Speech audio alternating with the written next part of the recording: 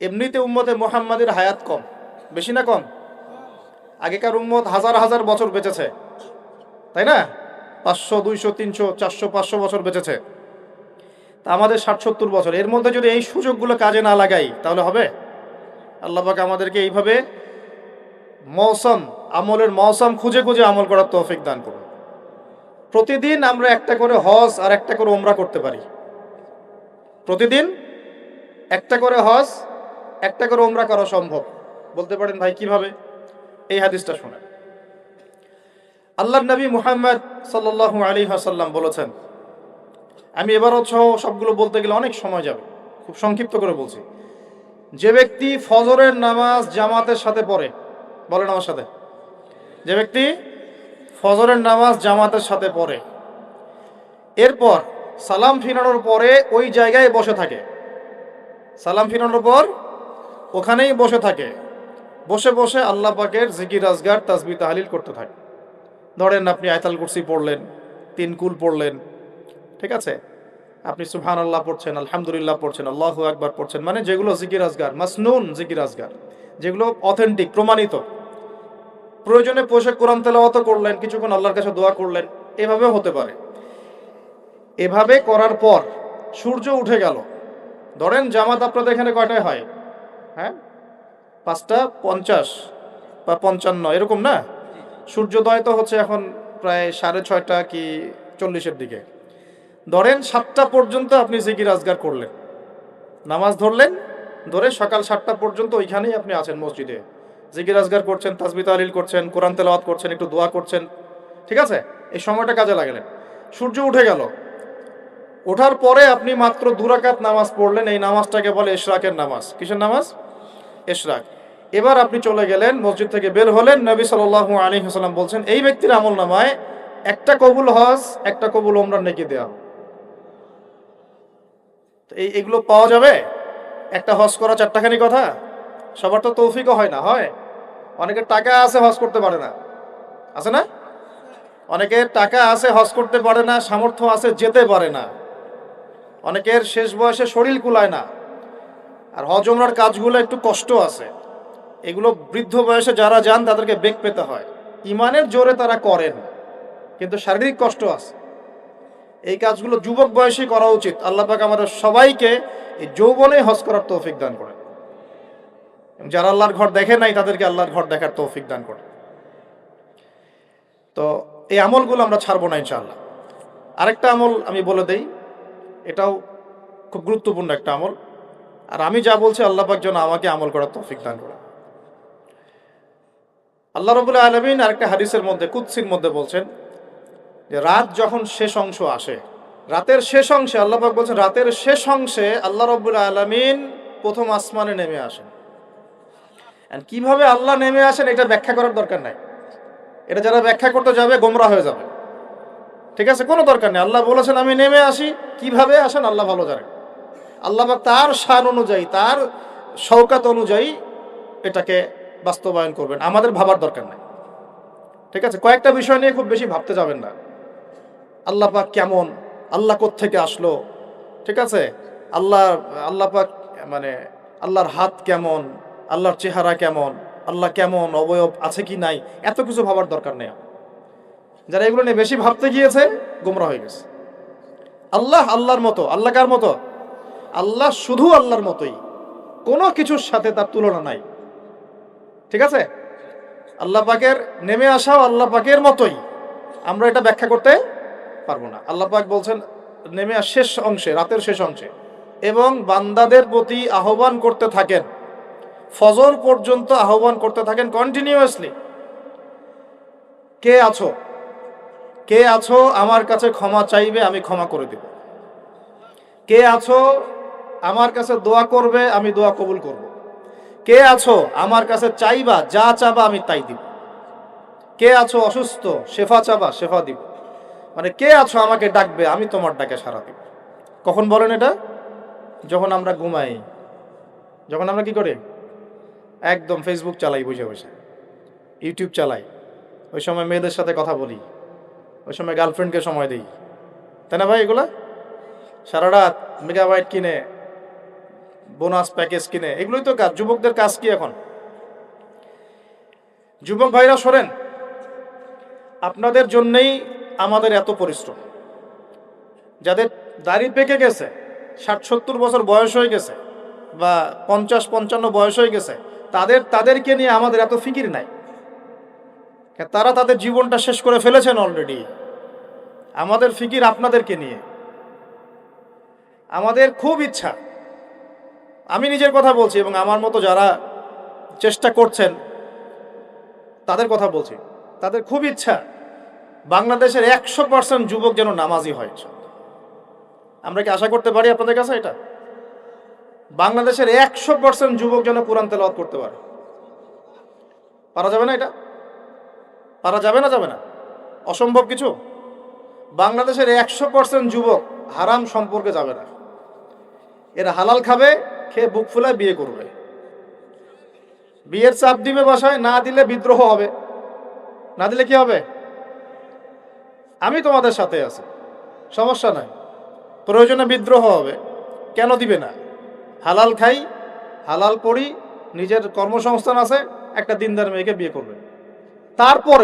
তারপরেও কোনো অবৈধ সম্পর্কে যাবে না। যে অবৈধ সম্পর্কে গেছে সে আল্লাহর রাস্তায় জিহাদ করতে পারবে না। আর এই শব্দগুলা খুব শোনার অভ্যাস তৈরি করেন। বাংলাদেশে একটা শ্রেণী এখন উঠে পড়ে লাগছে এই শব্দটাকে মিটাই ফেলতে, এবং তারা দাড়ি টুপি বলেই মানুষ। দাড়ি টুপি পাগড়ি জুব্বা নিয়ে এই শব্দগুলোকে ইসলাম থেকে, কোরআন থেকে মুছে ফেলার চেষ্টা করতেছে। সবার আগে তোমাদেরকে 5 ওয়াক্ত নামাজি হইতে হবে, সবার আগে তোমাদেরকে কোরআন বলা হইতে হবে, এবং দিনের প্রত্যেকটা কাজ নবী সাল্লাল্লাহু আলাইহি ওয়াসাল্লামের সুন্নত মোতাবেক করতে হবে। এইভাবে যখন নিজে থেকে গড়ে তুলবা, হালাল রিজিক খাবা, তারপরে নেককার স্ত্রী বিয়ে করে আদর্শ পরিবার গঠন করবা, সবাই সৎ কাজে আদেশ করবে, অসৎ কাজে নিষেধ করবে ইনশাআল্লাহ। বাংলাদেশের প্রত্যেকটা এলাকায় যুবকদের একটা কাফেলা তৈরি করতে হবে, এবং এই কাফেলার উদ্দেশ্য হবে একটাই, যে কোরআন সুন্নাহকে হাতে নিয়ে দুনিয়াতেও সফল হব, পরকালেও জান্নাতে যাবো ইনশাআল্লাহ। এবং আল্লাহর জমিনে আল্লাহর দিন কায়েম না হওয়া পর্যন্ত হাল ছাড়বো না ইনশাআল্লাহ। ইসলামের দিন রাত আর পশ্চিমাদের দিন রাত এক নয়।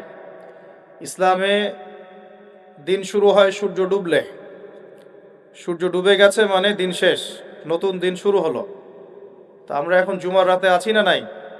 আছি। তো জুমার রাত চলছে, আগামীকাল জুমার দিন।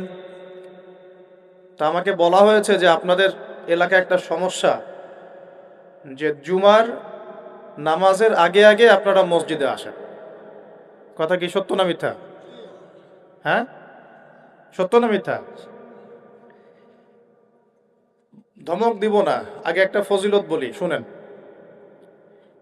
নবী সাল্লাল্লাহু আলাইহি ওয়াসাল্লাম বলেছেন, বলেন সাল্লাল্লাহু আলাইহি ওয়াসাল্লাম, জুমার দিনে যে ব্যক্তি সকাল সকাল গোসল করে, বলেন আমার সাথে, জুমার দিন যে ব্যক্তি সকাল সকাল গোসল করে, আলোচনা তো খালি শুনলেই হবে না, মনেও রাখতে হবে। এই জন্য আমার সাথে বললে মনে থাকবে ইনশাআল্লাহ। জুমার দিন যে ব্যক্তি সকাল সকাল গোসল করে, উত্তম কাপড় পরিধান করে, উত্তম কাপড় মানে আপনার ভালো কাপড়টা, আপনার সামর্থ্যের সেরাটা, আপনার সামর্থ্যের মধ্যে সেরাটা। এরপরে সুগন্ধি ব্যবহার করে। আতর সুগন্ধি আছে তো বাসায়? যার ঘরে আতর নাই তার ঘরে তো কিছুই নাই। যে সুগন্ধি ভালোবাসে না সে তো নবী সাল্লাল্লাহু আলাইহি ওয়াসাল্লামের সুন্নতের উপর আমল করলো না। আল্লাহর নবী সাল্লাল্লাহু আলাইহি ওয়াসাল্লাম বলছিলেন, এই দুনিয়াতে যা কিছু আছে, পুরা দুনিয়াতে, তার মধ্যে আমার 3টা জিনিস পছন্দ। কয়টা ভাই? 1 নাম্বার সলাহ, 1 নাম্বার নামাজ। এটা আমার চোখের শীতলতা। নামাজে দাঁড়ালে আমার হৃদয় শান্ত হয়, চোখ ঠান্ডা হয়ে যায়। এটা নবী সাল্লাল্লাহু আলাইহি ওয়াসাল্লামের পছন্দের। আর ওইটাই এখন উম্মত আদায় করে না। তো সেই উম্মত মাইর খাবে না তো কে মাইর খাবে? কথা বলেন। যে উম্মত নামাজ পড়ে না সেই উম্মত মাইর খাবে না তো কে মাইর খাবে?